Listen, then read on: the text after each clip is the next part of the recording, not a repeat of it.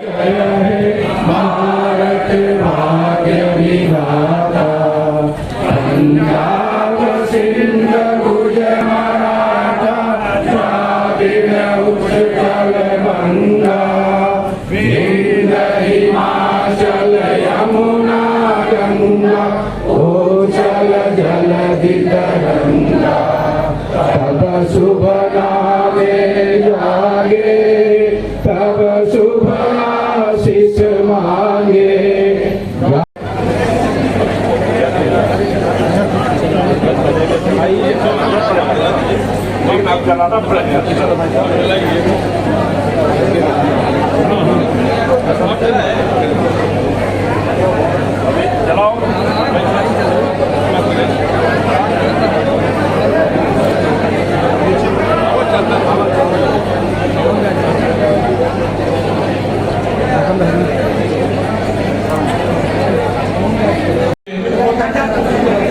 आदरणीय राहुल गांधी और आदरणीय कांग्रेस अध्यक्ष खड़गे साहब के निर्देश पर राज्य में करीब 90 जगहों पर शिक्षा संवाद कार्यक्रम को चुनाव के गति को देने के दृष्टिकोण से शुरू की गई है और साथ साथ राहुल जी खुद पटना और दरभंगा में कार्यक्रम को गति देने का काम उन्होंने शुरुआत किया। लेकिन आज यहाँ पर जो स्थानीय सरकार है, डबल इंजन सरकार, उनके इस कार्यक्रम को रोकने का प्रयास किया, जो प्रयास उनका विफल हुआ और राहुल गांधी ने पैदल चलकर लगातार दरभंगा में कोई 4 किलोमीटर उन्होंने इस धूप चिलचिलाती धूप में पैदल चले और अपने बच्चों के साथ, युवाओं के साथ मिलकर, अपने छात्रों के साथ मिलकर इस संवाद कार्यक्रम को उन्होंने मुकम्मल किया, सुना और अपनी बातों को उन्होंने कहा। आज से बिहार में राहुल गांधी जी कांग्रेस पार्टी शिक्षा न्याय संवाद शुरू करने का कार्यक्रम आज से रहा और जो आज यहाँ आराम में कार्यक्रम हो रहा है, इसी तरीके से 75 जगह शिक्षा न्याय संवाद पूरे बिहार में कार्यक्रम चल रहा है। दरभंगा में जो कार्यक्रम था, अब इस कार्यक्रम की महत्व आप इस बात से समझ सकते हैं कि जिस कार्यक्रम में दरभंगा में राहुल गांधी जी को जाना था, वहाँ रातों रात कार्यक्रम की जो परमिशन थी वो रद्द कर दी जाती है और सरकार घबराई हुई है क्योंकि पिछले जितना समय नीतीश कुमार जी का यहाँ रहा है, भारतीय जनता पार्टी के साथ उनकी सरकार रही है, वो छात्रों और जो युवा है उनके साथ जिस तरीके का कुठाराघात बिहार में हुआ है, उससे सरकार को ये लगता है कि अगर ये मुद्दे छात्रों तक गए और छात्र जगे इस बात पे और अपने हकों की मांग करने लगे तो उनका आने वाला जो चुनाव है वो बहुत खतरे में जाने वाला है। तो किस तरीके से यहाँ के जो छात्र हैं उन पे छात्रवृत्ति नहीं मिल रही, उनकी जो पेपर है वो लीक हो रहे हैं, उसके बदले जो यहाँ का बिहार का जो छात्र युवा पलायन कर रहे हैं उनके बदले जो आंदोलन चल रहा है उस पर लाठीचार्ज बिहार की सरकार कर रही है। इन सब मुद्दों को लेकर, SC/ST के आरक्षण को लेकर, नौकरियों में आरक्षण को लेकर, किस तरीके से बिहार का जो छात्र है वो कर्जे की वजह से उसके ऊपर कार्यवाही हो रही है और कितने छात्रों पर शिक्षा का कर्ज है, इन सब मुद्दों को, क्योंकि बहुत महत्वपूर्ण मुद्दे हैं। युवा जब तक बिहार का नहीं जगेगा, युवाओं को जब तक रोजगार सुविधाएं नहीं मिलेगी, तब तक नहीं लगता कि बिहार की जो हम संपूर्ण विकास की बात कर रहे हैं वो कहीं हो पाएगी। तो इसको लेकर ये संवाद कार्यक्रम रखा गया है।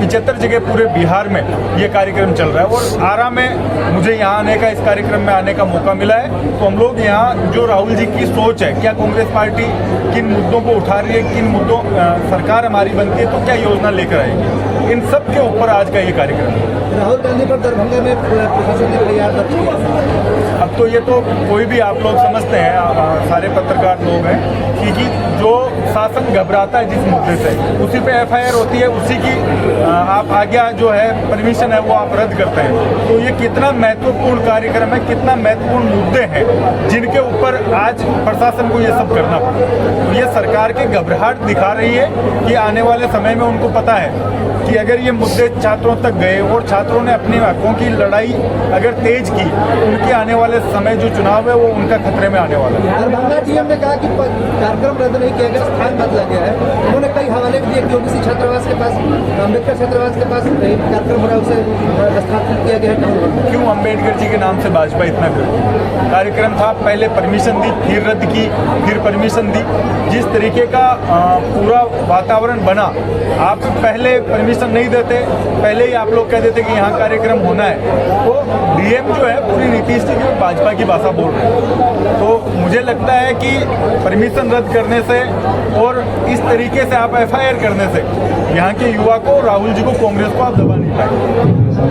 कांग्रेस पार्टी कितने सीटों पर चुनाव लाने की तैयारी करेगी? अभी देखो, ये पूरी बातें जो हमारा सीनियर लीडरशिप है, यहाँ के इंचार्ज है, यहाँ के प्रदेश अध्यक्ष है और जो हमारा हाईकमान है वो ये तय करने के बाद बता पाएगा।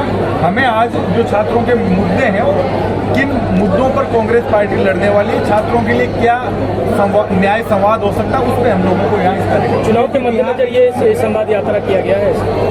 किस तरीके से कांग्रेस पार्टी अपना स्टैंड कि हम लोग क्यों ये मुद्दे उठा रहे हैं, क्योंकि बिहार की जनता पिछले बहुत लंबे समय से सरकार को देख रही है और उसके बाद जो बिहार पूरे देश में सबसे ज़्यादा ब्यूरोक्रेट्स देता था, वहाँ से क्यों पलायन करना पड़ा, क्यों छात्रों की स्थिति होगी, कर्जे में छात्र डूबा हुआ। इन मुद्दों पर किस तरीके से हम छात्रों को जगा सकते हैं कि अपने बेहतर भविष्य के लिए आपको किस तरीके से आगे की योजना बनानी है, इसको लेकर एक कार्यक्रम। अभी आप जो है इनके बुलावे पर इतने छात्र छात्राएं और पढ़े लिखे लोग, सारे लोग, शिक्षित लोग यहाँ पर उपस्थित हैं। इससे स्पष्ट है कि कितना रोष आक्रोश है लोगों के बीच में, कितने लोग दुखी हैं इस सरकार से। ये सरकार को कोई देखना नहीं चाहती है और अपनी बात को कहना चाहती है कांग्रेस के फोरम पर। शिक्षा युवा संवाद, क्या लगता है कि बिहार पूरी तरीके से अंगड़ाई ले चुका है इस बार के चुनाव में? बिल्कुल भाई, युवाओं की जो रोल है वो काफी अहम होगा। बिल्कुल ले चुका है और युवाओं में काफी रोष है, अपने भविष्य इनके अंधकार में दिख रहे हैं और हम लोग इनके साथ हैं। हम लोग इनको निश्चित रूप से, कांग्रेस के मतलब है रोजगार, कांग्रेस के मतलब है शिक्षा और कांग्रेस के मतलब है युवा। बहुत बहुत धन्यवाद। 36 साल की उम्र में 2 बार विधायक बनने वाले मुकेश भाकर जी आए, युवाओं के लिए कितना बड़ा प्रेरणा स्रोत होंगे? सोच सकते हैं ये दूसरी बार विधायक है और पूरा संजीदगी के साथ इन्होंने युवाओं के पक्ष को रखा है अपने स्टेट में। हम चाहते हैं कि इनका सहयोग हम लोग को भी मिलेगा, इससे ज्यादा हम लोगों को प्रेरणा का स्रोत बनेगी। मैं आमंत्रित करूंगा भोजपुर जिला कांग्रेस कमेटी के अध्यक्ष अशोक राम जी को, कृपया आप ही भाकर जी का स्वागत करें।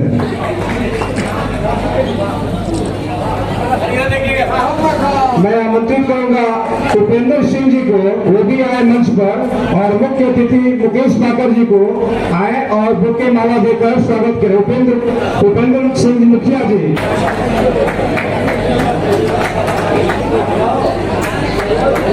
ओके जी।